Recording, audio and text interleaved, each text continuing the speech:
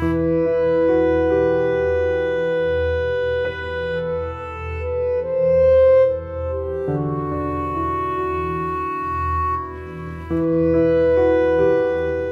আর ভাঙাচোরা টিনের ছাউনি দিয়ে মোড়ানো ছোট্ট ঝুপড়িঘরের সামনে বসে আছেন এক বৃদ্ধ।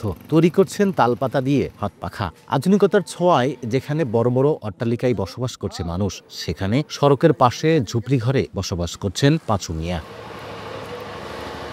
তালের পাতা দিয়ে তৈরি করা হাত পাখা বিক্রি আর নরসুন্দরের কাজ করে নিজের ভরণ পোষণ চালায় পাঁচু মিয়া। তার ঘরে রয়েছে চুলাসহ খাবার রান্না করার বিভিন্ন সামগ্রী। বাজারের টিউবওয়েল থেকে পানি এনে নিজের প্রয়োজন মেটান তিনি।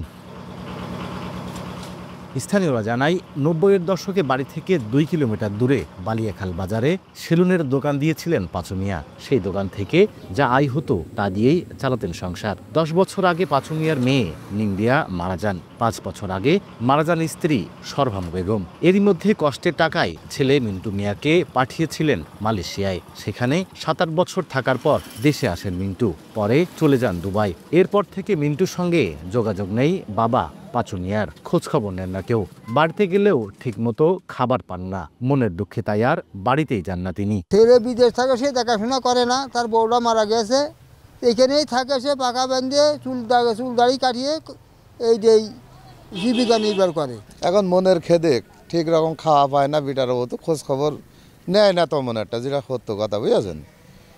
এর আগে এই মনের খেদে সে এই জায়গায় আজ কয়েক বছর ধরে পড়ে থাকে। লোকটা খুব ভালো মানুষ, সে দীর্ঘদিন এখানে থাকে। তার একটা বউ ছিল, বউটা মারা গেছে, এখন সে অসহায়। তার একটা ছেলে আসে, সে বিদেশ থাকে, তার খোঁজ খবর রাখে না। ছেলে খোঁজ না নিলেও বিন্দু মাত্র আফসোস নেই পাঁচু মিয়ার। আশীর্বাদ করেন যেন ভালো থাকে তারা। কাজকর্ম করি, খাই দাই।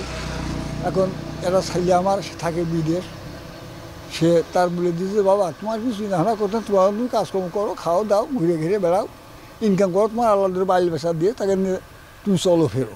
এখানে আমি পাকা টাকা বান্ধি, তার চুলমুল কাটি, এই করি। ৭০ বছর বয়সী পাঁচু মিয়ার বাড়ি ঝিনাইদহ সদর উপজেলার গান্না ইউনিয়নের দুর্গাপুর গ্রামে।